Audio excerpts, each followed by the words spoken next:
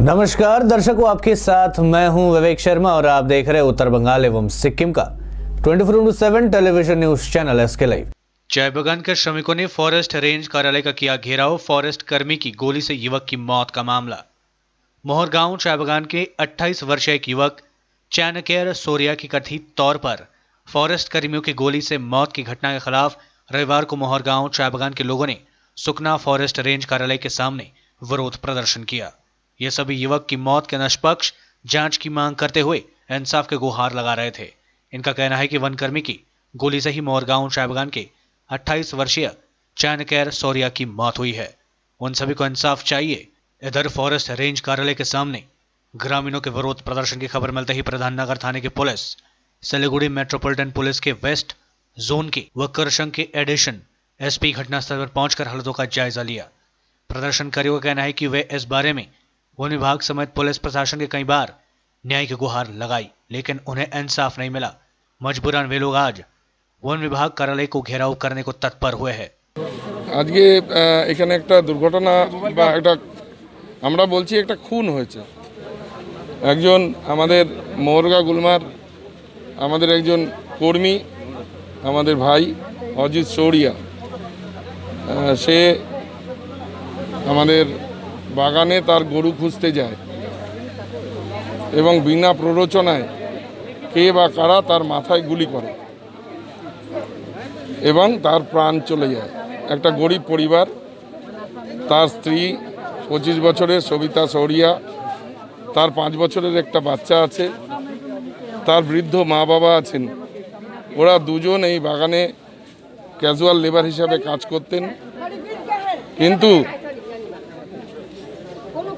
কোনো কারণ ছাড়া তার উপরে গুলি চলে এবং সে মারা যায়।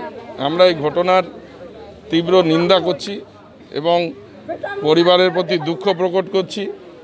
প্রচুর মানুষ এখানে সমবেত হয়েছেন। যে ঘটনা নিন্দার ভাষা নেই।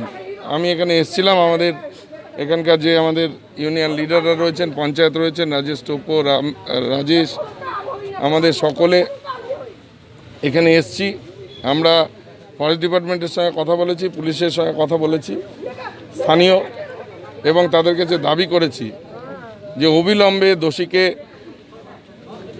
আইডেন্টিফাই করে সর্বোচ্চ শাস্তি তাকে দিতে হবে।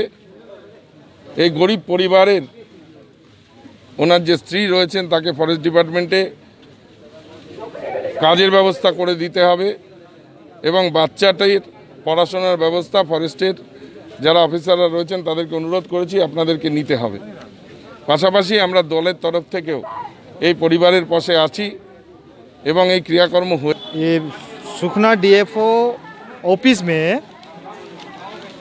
जो क्षोभ विक्षोभ अजीत सौरिया का परिवार, साथ ही मोहरगांव जंगली कोठा का तमाम बाशिंदा और उनका धर्मपत्नी, हम सब मिलकर जो गत काल 7 साढ़े 7 बजे अजीत सौरिया अपना घर का गाय को खोजने का उद्देश्य से बागान की ओर गया था, जो सेक्शन केलाबाड़ी है। बहुत समय तक खोजने का बावजूद भी वो गाय नहीं मिलने से वो घर पर आया। कुछ समय के बाद फिर वो कहाँ चला गया घर को पता नहीं। इसके बाद बाहर के लोग कुछ आकर बताए जे कि ना अजीत सौरिया का तो उनका गिर के केलाबाड़ी के किनारे में पड़ा हुआ है। जब वो घर वाला जाके देखता है तो उसका शरीर में गोली का दाग, 5-6 गोली, माथा में गोली, चेस्ट में गोली, पैर में गोली, इस प्रकार से। तब तुरंत करके कुछ गांव लोगों को बुलाकर अपना घर में, उस समय तक वो अजीत सौरिया जिंदा था, वो उठा के घर पर ले गया, घर में जाके देहांत हो गया।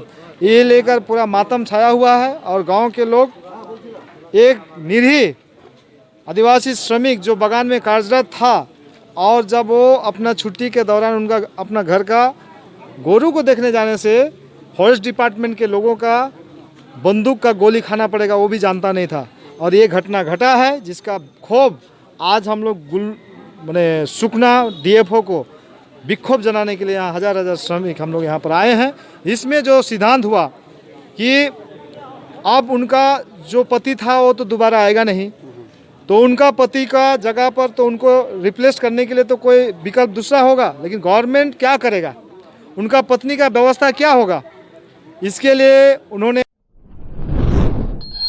कल यानी 7 सितंबर को पश्चिम बंगाल में संपूर्ण लॉकडाउन। सितंबर महीने की पहली लॉकडाउन, विमान और ट्रेनें सब रहेंगी बंद। कोरोना वायरस के प्रसार को रोकने के लिए पश्चिम बंगाल सरकार के द्वारा पूर्व घोषित कार्यक्रम के तहत कल 7 सितंबर को राज्य में संपूर्ण लॉकडाउन रहेगा। निजी कार्यालय, सरकारी प्रतिष्ठान एवं बाजार, हाट, दुकानें, रेलवे परिसेवा, विमान परिसेवा संपूर्ण रूप से बंद रहेंगी। केंद्र सरकार के साथ मतभेद के बावजूद भी पश्चिम बंगाल सरकार ने पूर्व घोषित कार्यक्रम के तहत लॉकडाउन करने का फैसला लिया है। 7, 11 और 12 सितंबर को राज्य में संपूर्ण लॉकडाउन रहेगा। इस बीच पूरे राज्य में पुलिस की सक्रियता रहेगी और लॉकडाउन उल्लंघन करने वालों के खिलाफ सख्त कार्रवाई किए जाने की पुलिस ने जानकारी भी दी है। उत्तर बंगाल के विभिन्न जिलों में पुलिस आज माइकिंग कर लोगों को पहले ही लॉकडाउन के बारे में आगाह कर रही है, ताकि लोग अपने अपने घरों में ही रहे, अनावश्यक तौर पर बाहर ना निकले। कूच बिहार के जिला कांग्रेस अध्यक्ष का निधन। कूच बिहार जिला कांग्रेस के अध्यक्ष श्यामल चौधरी का शनिवार देर रात कूच बिहार के एक नर्सिंग होम में निधन हो गया। मृत्यु के समय उनकी उम्र 74 वर्ष थी। जानकारी के अनुसार वे कोरोना के अलावा विभिन्न जटिल रोग से ग्रसित थे। 2 सितंबर को शहर के एक नर्सिंग होम में उन्हें भर्ती कराया गया था। नर्सिंग होम सूत्र के अनुसार 2 सितंबर को नर्सिंग होम में भर्ती होने के बाद उनके सैंपल की जांच की गई थी, जिसका रिपोर्ट पॉजिटिव आई थी। शनिवार रात इलाज के दौरान उनकी मौत हो गई। उनके निधन की खबर फैलते ही कांग्रेस में शोक की लहर दौड़ पड़ी है। শ্যামল চৌধুরী আমাদের সবার কুচবিহারে পরিচিত হতো মামু। মামু আমাদের রাজনৈতিক জীবনে যার কাছ থেকে রাজনৈতিক শিক্ষা পেয়েছি, তিনি আমাদেরকে যেভাবে রাজনৈতিক শিক্ষা দিয়েছেন তার জন্য আজকে আমরা জায়গায় দাঁড়িয়ে আছি। আমরা সকলে মানে মামু ছাড়া ভাবতে পারি না। কুচবিহারে কংগ্রেস, তৃণমূল, ডানপন্থী যারা রাজনীতি করে তাদের প্রত্যেকের রাজনৈতিক গুরু শ্যামল চৌধুরী এবং তার এই অকাল প্রয়াণ আমাদের সকলকে ব্যথিত করেছে। আমরা সকলে ভারাক্রান্ত। তার আত্মার শান্তি কামনা করি এবং তার পরিবারের প্রতি সমবেদনা জানাই। আজকে যারা কুচবিহারে দক্ষিণপন্থী রাজনীতি করে, নেতা মন্ত্রী যারা যেখানে পজিশনে আছেন, সবই এনার শ্যামল চৌধুরীর হাতে তৈরি। আমরা যারা ছাত্র যুব যে যেখানে আছে, আজকে যারা মন্ত্রী অন্য দলে আছে, মানে দক্ষিণপন্থী দলের, সবাই শ্যামলবাবুর হাতে তৈরি।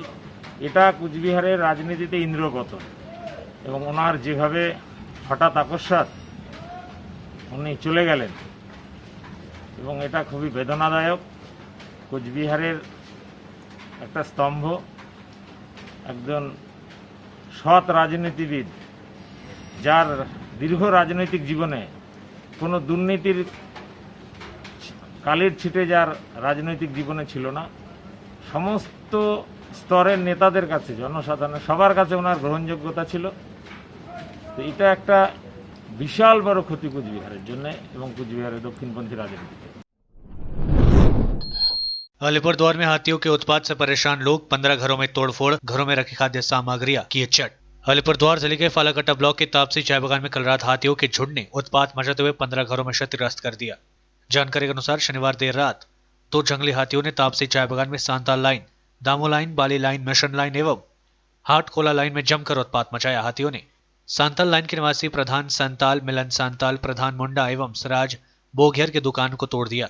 वहीं दामो लाइन में विनोद मुंडा, पिंकी ओराव, संतोष मुंडा के घर को क्षतिग्रस्त कर दिया। दूसरी ओर बाली लाइन के आनंद बारला की दुकान एवं सुचिता मुंडा के घर को हाथियों ने तोड़ डाला। मिशन लाइन के रेजिना गुड़िया, प्रकाश मुंडा, विनोद टोपो, जीवन खरियार के घर को हाथियों ने तोड़ दिया।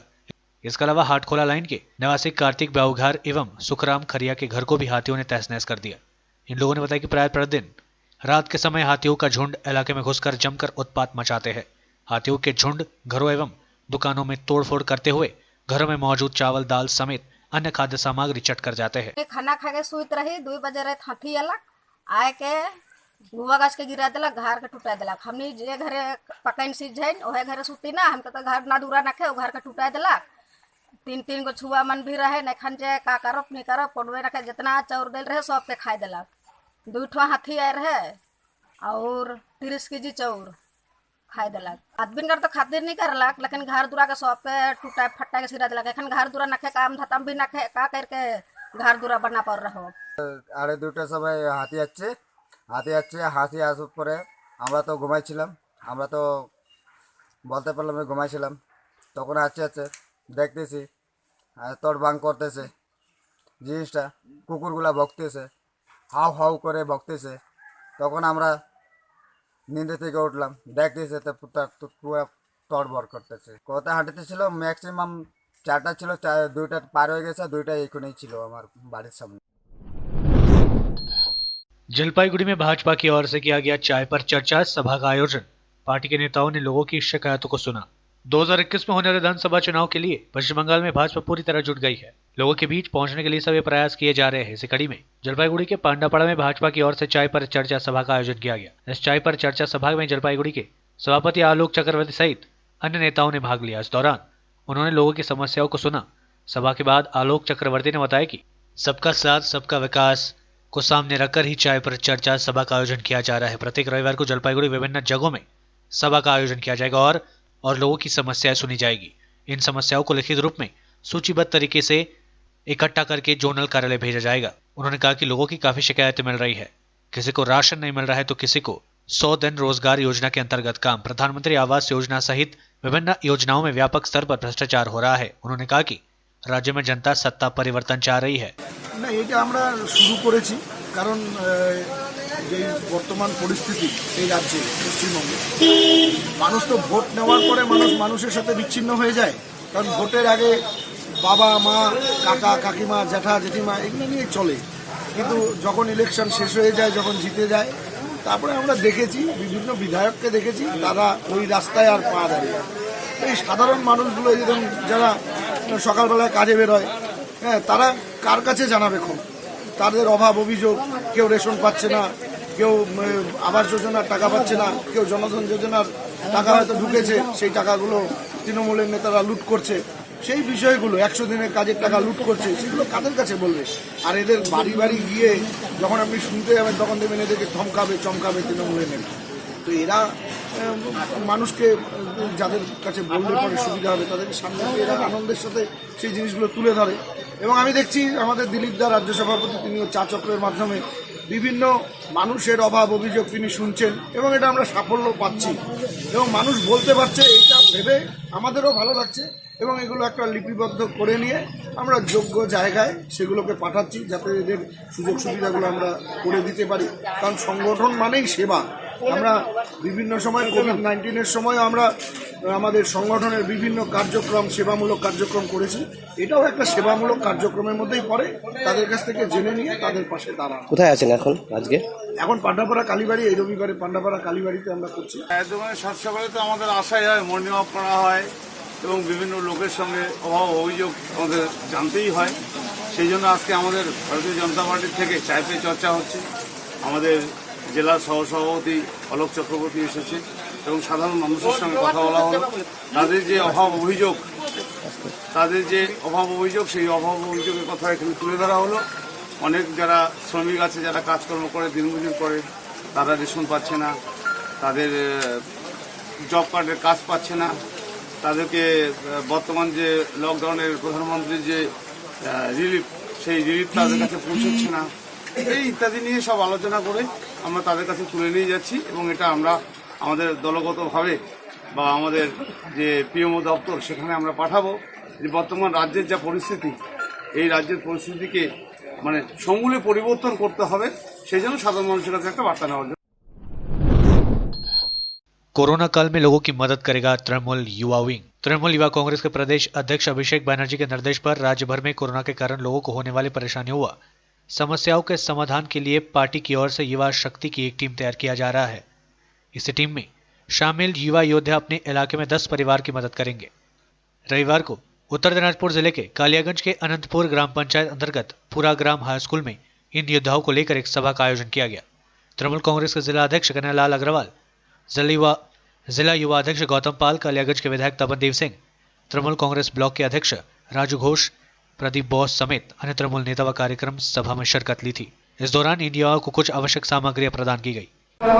আমাদের নেত্রী মমতা বন্দ্যোপাধ্যায়ের নির্দেশে আমাদের নেতা অভিষেক বন্দ্যোপাধ্যায়ের নেতৃত্বে সারা বাংলায় আমফান এবং করোনা ভাইরাসের মোকাবিলায় বাংলার যুবশক্তি নামে একটা অভিনব উদ্যোগ চালু করেছেন, যার প্রোগ্রাম কর্মশালা আমরা আজকে এই উত্তর দিনাজপুর জেলার কালিয়াগঞ্জ ব্লকের অনন্তপুর গ্রাম পঞ্চায়েতে আমরা কিন্তু আজকে কর্মশালা করলাম এবং যুবযোদ্ধা এখানে এফএমদের মাধ্যমে এখানে জয়েন করছে।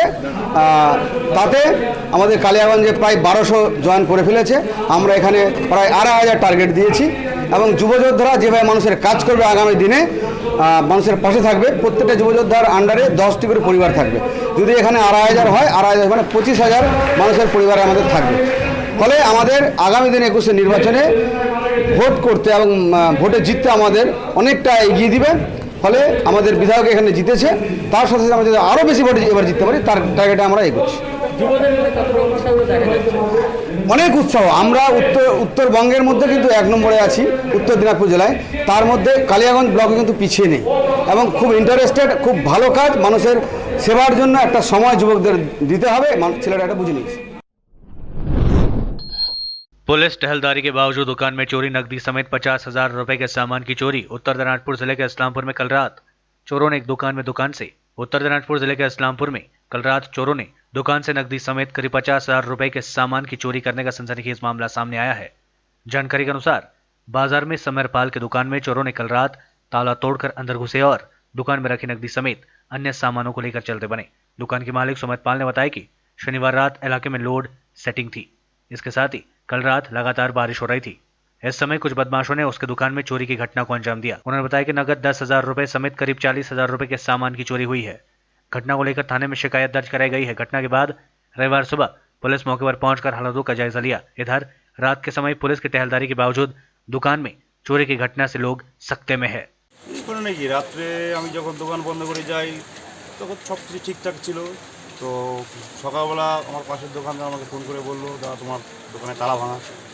তো আমি এসে দেখলাম যে সামনে কিছু জিনিস সরানো ছিটানো।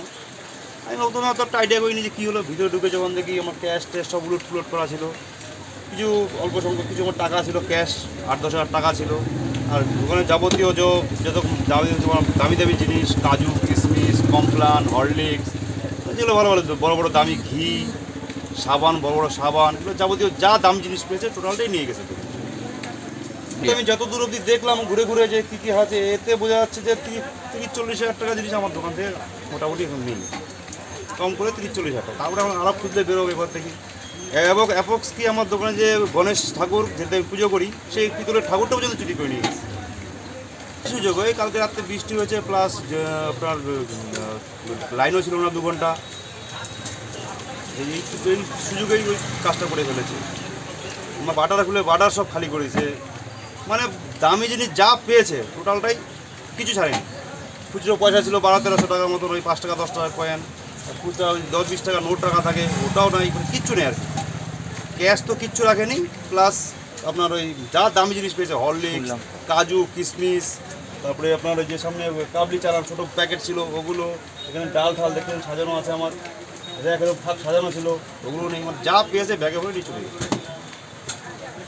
পুলিশে জানিয়েছেন দাদা? হ্যাঁ, পুলিশে খবর দেওয়া হয়েছে, এসেছিল, ওনারা দেখে ফটো তুলে নিয়ে গেল। ওনারা বললো যে আমাদের এখানে পুলিশ থাকে, কই পুলিশ থাকলে গাড়ি জিনিসটা হতো। लेते थोड़ा सा ब्रेक, फिर मिलेंगे ब्रेक के बाद। आजादी से शुरू हुआ स्वदेशी अभियान, गांव गांव में बिजली आई, रोशन हिंदुस्तान, मंगल तक भी जा पहुंचा स्वदेशी मंगलयान। तो फिर क्यों ना हो हिंदुस्तानी अपना सब सामान, हम बदलेंगे तभी तो बदलेगा ये हिंदुस्तान। सूर्या, आत्मनिर्भर भारत की पहचान। अपने सपनों को संजोने के लिए ओम डेवलपर्स लेके आया है Shri Shyam farm house villa, जिसकी पहली फेज के सभी प्लॉट्स बिक चुकी हैं और दूसरे फेज की बुकिंग और रजिस्ट्रेशन है चालू। प्लॉट की साइज है 3 से 6 कट्ठा तक, तो देर किस बात की, अभी फोन उठाइए और बुक कीजिए। Shri Shyam farm house villa, Phulbari. Contact number 960978 84045 या 9733036000। बहुत जल्द इसके तीसरे फेज की प्लॉट भी लॉन्च होने जा रही है। Wonderful place of education.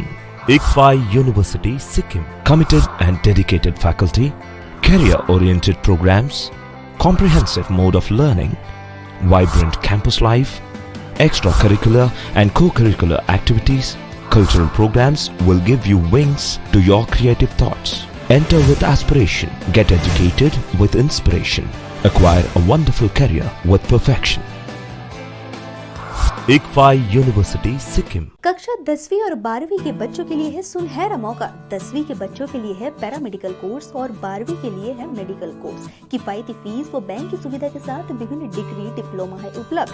सभी स्ट्रीम के बच्चों के लिए खुली है state nursing council and Rajiv Gandhi university and health science and paramedical board government of Karnataka से मान्यता प्राप्त Atan paramedical and nursing college. Contact number 8016235569, Champasari, Siliguri. आज जहाँ कोरोना से सभी परेशान, हम लाए हैं कमाने का तरीका आसान। 21वीं सदी में महिलाएं आत्मनिर्भर होकर स्वाभिमान के साथ जीना चाहती है। अगर आप एक गृहिणी हैं और घर से ही मुनाफे वाला व्यवसाय करने का सोच रहे हैं तो आपके लिए सुनहरा मौका लाए हैं टपरवेयर के सिलीगुड़ी स्थित पूरे नॉर्थ बंगाल के डिस्ट्रीब्यूटर नारायणी पार्टी सेल्स। तो सोचिए नहीं, स्क्रीन में दिए गए नंबर में संपर्क कीजिए और विस्तृत जानकारी लीजिए। घर बैठे पैसे कमाए, आज ही फ्री मेंबरशिप लीजिए, अपने सपनों को पूरा कीजिए। मुश्किल की इस घड़ी में आपका साथ ही सिर्फ टपरवेयर के लिए एसके लाइव ही बेस्ट ऑप्शन है। एसके लाइव का इस क्षेत्र में 24 घंटा टेलीविजन, एंड्रॉइड ऐप और वेबसाइट पर प्रसारण होता है। सोशल मीडिया पर भी हम उपलब्ध हैं। हमारी व्यूवरशिप 9 लाख से अधिक है। सिक्किम,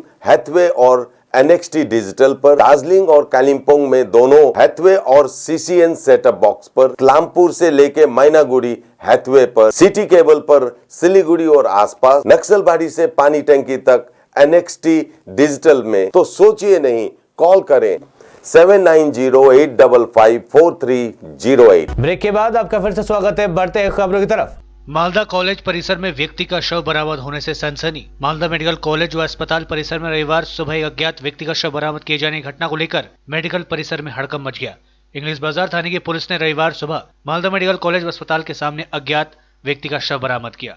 स्थानीय सूत्रों से मिली जानकारी के अनुसार पिछले कुछ दिनों से उस व्यक्ति को अस्पताल परिसर में इधर उधर भटकता देखा जा रहा था। आज सुबह आउटडोर के सामने उसका शव पड़ा देख लोगों ने पुलिस को इसकी खबर दी। इंग्लिश बाजार थाने की पुलिस मौके पर पहुंचकर शव को कब्जे में लेकर पोस्टमार्टम के लिए भेजकर घटना की जांच शुरू कर दी है। पुलिस ने बताया कि मृतक की शिनाख्त नहीं हो पाई है। व्यक्ति की अनुमानिक उम्र 50 वर्ष की है। पुलिस पूरे घटना की जांच शुरू कर दी है।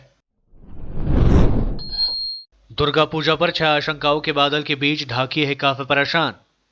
दुर्गा पूजा के दौरान हर बंगाली की सुबह की ढाक की आवाज के साथ शुरू होती है, क्योंकि दुर्गा पूजा में ढाक के विशेष महत्व है। इसके बिना मां दुर्गा की पूजा अधूरी मानी जाती है। प्रत्येक दुर्गा पूजा में ढाकियों को बुलाया जाता है, लेकिन इस बार ढाकिये काफी आतंकित है।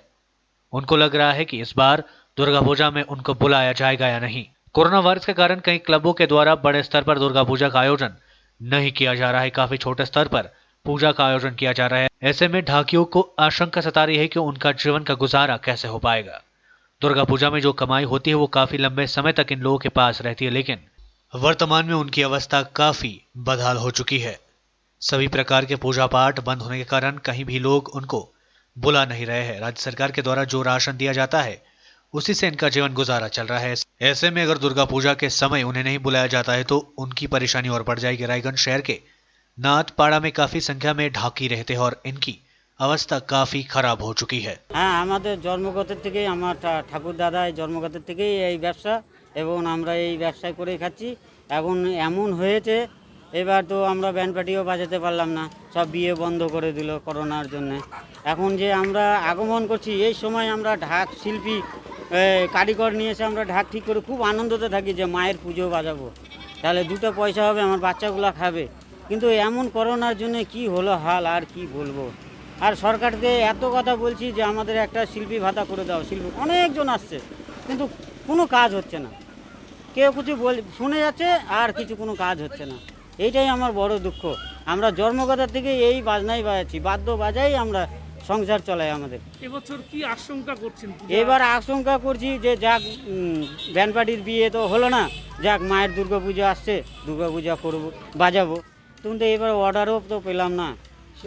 হ্যাঁ, হবে কিনা সব শুনছি করোনার জন্যে মাথায় আমাদের হাত পড়ে গেছে, কি করব। दुनिया में अब तक कोविड-19 से 2.70 करोड़ लोग हो चुके हैं संक्रमित, 8.83 लाख लोगों की हो चुकी है मौत, ठीक हो चुके हैं 1.91 करोड़ लोग। दुनिया में कोरोना वायरस से अब तक 2,70,60,255 मामले सामने आ चुके हैं। इनमें 1,91,60,040 मरीज ठीक हो चुके हैं, जबकि 8,83,618 लोगों की मौतें हो चुकी है। ये आंकड़े www.worldometers.info कोरोना वायरस के मुताबिक है। ब्रिटेन में कोरोना महामारी से निपटने के लिए सरकार के ढील रवैये के चलते 1000 से ज्यादा डॉक्टर नेशनल हेल्थ सर्विसेज छोड़ना चाहते हैं। एक सर्वे में यह बात सामने आई है कि डॉक्टर या तो दूसरे देश या निजी अस्पतालों में जाना चाहते हैं। ब्रिटेन के डॉक्टर्स एसोसिएशन के अध्यक्ष डॉक्टर समंथा बॉट रॉडेन ने कहा, इस महामारी में NHS डॉक्टर सबसे ज्यादा प्रभावित हुए हैं। कई डॉक्टरों का कहना है कि वे 3 साल के अंदर NHS को छोड़ देंगे। इन्होंने कोरोना महामारी के समय अपनी जान दांव पर लगाई है, लेकिन सरकार के रवैये से नाराज है। देश में डरा रही है कोरोना संक्रमण की रफ्तार, टूटे सारे रिकॉर्ड। कोरोना वायरस के मामलों में आई अब तक की सबसे बड़ी उछाल। पिछले 24 घंटे में 90,633 नए मामले सामने।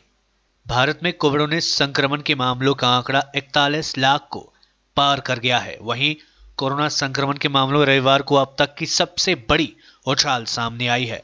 रविवार को 90,633 नए मामले सामने आए हैं, लेकिन राहत की बात यह है कि बीमारी से ठीक होने वाले लोगों की संख्या में भी इजाफा हुआ है। जानकारी के अनुसार अब तक 31,80,000 से ज्यादा लोग ठीक हो चुके हैं। केंद्रीय स्वास्थ्य एवं परिवार कल्याण मंत्रालय की ओर से रविवार सुबह जारी किए गए आंकड़ों के अनुसार पिछले 24 घंटे में 1065 लोगों की मौत होने के साथ मृतकों की संख्या बढ़कर 70,626 हो गई है।